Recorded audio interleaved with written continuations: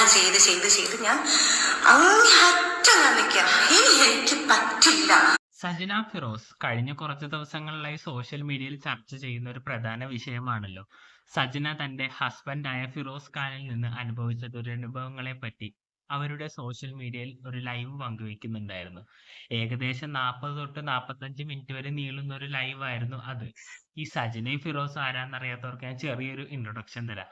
നമ്മുടെ big boss season 3 കപ്പിളായി അല്ലെങ്കിൽ husband and വൈഫായിട്ട് big boss ഷോയിൽ പങ്കെടുക്കാൻ വന്ന രണ്ട് വ്യക്തികളാണ് ഈ സജനയും ഫിറോസും. സജനയുടെ സെക്കൻഡ് മാരേജ് ആണ് ഈ ഫിറോസ് ഖാനായിട്ടുള്ളത്. ഫിറോസ് ഖാനിന് മുമ്പ് അവർ മറ്റൊരു വിവാഹം കഴിച്ചിരുന്നു. അതിലൊരു കൊച്ചും ഉണ്ടായി.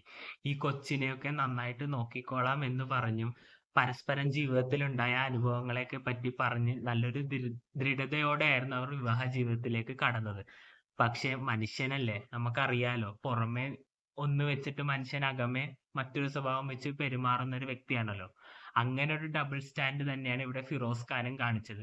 എന്തായാലും ഫിറോസ് ഖാൻ തന്നോട് പ്രവർത്തിച്ച ക്രൂരതകളെ പറ്റി അവർ ലൈവിൽ പറയുന്നുണ്ട്. നമുക്ക് ആ ലൈവിന്റെ ഒരു ഭാഗം ഒന്ന് കേട്ടു നോക്കാം. കുഞ്ഞുണ്ട്, എന്റെ കുഞ്ഞിനെ പൊന്നുപോലെ നോക്കാം, സെക്കൻഡ് ഫാദർ ആണ്, പൊന്നുപോലെ നോക്കാം എന്ന് പറഞ്ഞു വന്ന വ്യക്തി ഒരു മാസം കഴിഞ്ഞപ്പോഴത്തേക്ക് പയ്യെ എന്റെ കുഞ്ഞിനെ കാണാൻ വിടാൻ സമ്മതിക്കുന്നില്ല. ആദ്യത്തെ മാസം ആയതുകൊണ്ട് കുറച്ച് നാള് ഈ നാറിക്ക് ഉളുപ്പില്ലേ? സ്വന്തം അമ്മേനെ കൊച്ചിനെ കാണിക്കാതിരിക്കാനുള്ള എന്ത് അധികാരമാണ് ഈ ഫിറോസ് ഖാൻ ഉള്ളത്? കഷ്ടം തന്നെ.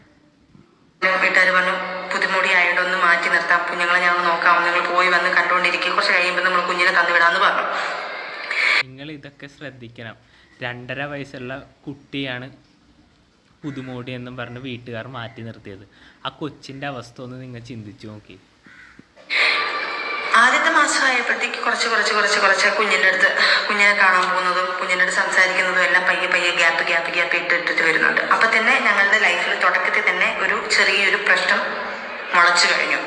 ഈ ഒരു പ്രശ്നത്തിൽ എന്നിട്ടും ഞാൻ സഹിച്ചു നിന്നു. കാരണം സഹിക്കേണ്ട ഒരു കാര്യവുമില്ല. കാരണം കൊച്ചിനേക്കാളും വലുതല്ല സെക്കൻഡ് ഫാദർ. കാരണം നിങ്ങൾക്ക് അത്യാവശ്യം റീച്ചും ഫെയിമൊക്കെ ഉള്ളതല്ലേ. സ്വന്തമായിട്ട് പണിയെടുത്താണെങ്കിലും കൊച്ചുങ്ങളെയൊക്കെ പോറ്റാന്നേ ഉള്ളു. ഇതുപോലെയുള്ള അച്ഛനെയൊക്കെ കിട്ടാതിരിക്കുന്നതാ ഭേദം. മാരേജ് അല്ലേ, നാട്ടുകാരെ അറിഞ്ഞാൽ എന്ത് ചെയ്യും, വീട്ടുകാരെ അറിഞ്ഞാൽ എന്ത് ചെയ്യും, ആൾക്കാരുടെ മുന്നിൽ ഞാൻ എന്താണ് എന്റെ രണ്ടാം. ഏതൊരു സ്ത്രീ അനുഭവിക്കേണ്ടി വരുന്നൊരു പ്രശ്നമാണ് സജന പങ്കുവെച്ചത്. കാരണം നാട്ടുകാർക്കായിരിക്കും മറ്റുള്ളവരുടെ ജീവിതത്തിൽ കണ്ണുകടി. എന്ത് പറയാനാ? മാരേജും അതും പ്രശ്നമായി എന്ന് പറയുന്നത് പേടിച്ച് തന്നെ സത്യം പറഞ്ഞാൽ പലതും മിണ്ടാതിരുന്നിട്ടുള്ളത്. കേട്ടില്ലേ? ഇതാണ് സജനയുടെ മറുപടി.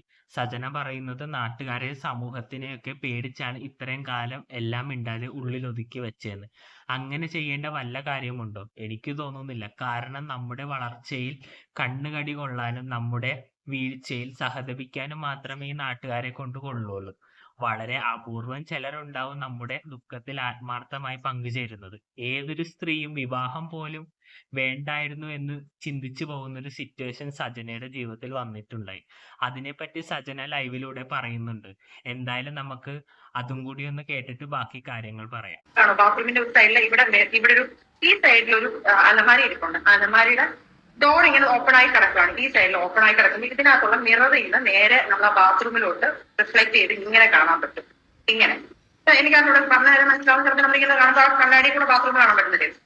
അത് ഈ പുള്ളിക്കാരി ആരാന്ന് ഞാൻ പറയുന്നില്ല. അത് ആ ടീമിന് എല്ലാവർക്കും അറിയാം. അങ്ങനെ മറച്ചു പിടിക്കേണ്ട ഒരു കാര്യമുണ്ടെന്ന് എനിക്ക് തോന്നുന്നില്ല. തൻ്റെ ജീവിതത്തിലേക്ക് കടന്നു വന്നൊരു കരടാണ് ഈ പറയുന്ന പുള്ളിക്കാരി. അവളെ ഈ ലൈവിലങ്ങ് പ്രദർശിപ്പിക്കണം. നാണം വെക്കട്ടെ ഇച്ചിരിയെങ്കിലും. ഈ പുള്ളിക്കാരിയും ഫിറോസ് ഖാനും കൂടെ അവിടെ നിന്ന് എടുത്ത് വലിച്ചിട്ട് കൊടുക്കുന്നു, റേഞ്ച് അടിക്കണം. ഇതാണ് ഞാൻ കാണുന്നത്. അത് ആ സമയത്താണ് ഞാൻ കണ്ടിട്ട് കുറച്ചു നേരം ഞാൻ ശ്രദ്ധിക്കുന്നത്. ഇവരെല്ലാവരും എന്നെ നോക്കുന്നു. ഒരു നിമിഷം ഞാൻ ബ്ലാങ്ക് ആയിട്ട് പെട്ടെന്ന് ചാടി പോയി ഞാൻ പ്രശ്നം ഉണ്ടാക്കും.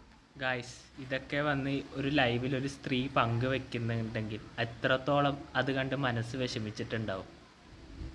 അവിടെ കിടന്ന് ഭയങ്കര കരച്ചിലും ബഹളവും ഓരോ കാര്യങ്ങളും ഞാൻ അവിടെ ഉണ്ടാക്കി. ഞാൻ അവിടെ നിന്ന് ഇറങ്ങി ആട്ടിച്ച് കിടന്ന് അവർ ചെരുപ്പൂരി ചെവിക്കല്ല് നോക്കി 2 എണ്ണം പൊട്ടിച്ചിട്ട് ഇറങ്ങണമായിരുന്നു. അതാണ് സ്ത്രീയുടെ പവർ അങ്ങോട്ട് കാണിച്ചു കൊടുക്കണം. അതാണ് കിട്ടുപിടി പെഞ്ചൊണ്ടിരിക്കും അവര്. ഇതെല്ലാം ചെയ്തിട്ടും അവിടുന്ന് ഞാൻ ഇറങ്ങി ലാസ്റ്റ് മൃദുല എന്റെ കൂടെ വർക്ക് ചെയ്ത അമ്മുവിന്റെ കൂടെയാണ് ഞാൻ ചാർജ് ചെയ്തത്. അപ്പൊ അങ്ങനെ ഒരു ഇൻസിഡന്റും അവിടെ ഉണ്ടായിട്ടുണ്ടായിരുന്നു. അപ്പൊ എനിക്ക് മൃദുലയുടെ റൂമിലാണ് ഞാൻ എനിക്ക് ചോദിക്കാനുള്ളത് ഗേൾസിലോടാണ്. നിങ്ങൾക്ക് ഈ ദുരനുഭവം കേട്ടിട്ട് എന്ത് തോന്നുന്നു? വിവാഹ ജീവിതം വേണോന്ന് ഒരു നിമിഷം ചിന്തിച്ചു പോയില്ലേ? ഒരു പുരുഷനായ ഞാൻ തന്നെ അങ്ങനെ ചിന്തിച്ചു പോയി. അതുകൊണ്ട് ചോദിച്ചതാണ് ട്ടോ. സജന ഫിറോസ് ലൈവ് മുഴുവനായി കാണാൻ ആഗ്രഹമുള്ളവർ സജന ഫിറോസ് ലൈവ് എന്ന് പറഞ്ഞ് യൂട്യൂബിൽ സെർച്ച് ചെയ്താൽ ഫുൾ വീഡിയോ കിട്ടും. അതിൽ സജന തന്റെ ദുരനുഭവം മുഴുവനായി പങ്കുവയ്ക്കുന്നുണ്ട്. അപ്പോൾ താല്പര്യമുള്ളവർ കാണുക. എന്തായാലും ഫിറോസിന്റെ പ്രവൃത്തി കണ്ടിട്ട് നിങ്ങൾക്ക് എന്ത് തോന്നുന്നു എന്ന് കമന്റ് ബോക്സിലൂടെ ഒന്ന് രേഖപ്പെടുത്തുക. പുതിയൊരു വീഡിയോയിൽ കാണുന്നവരെ ബൈ ബൈ.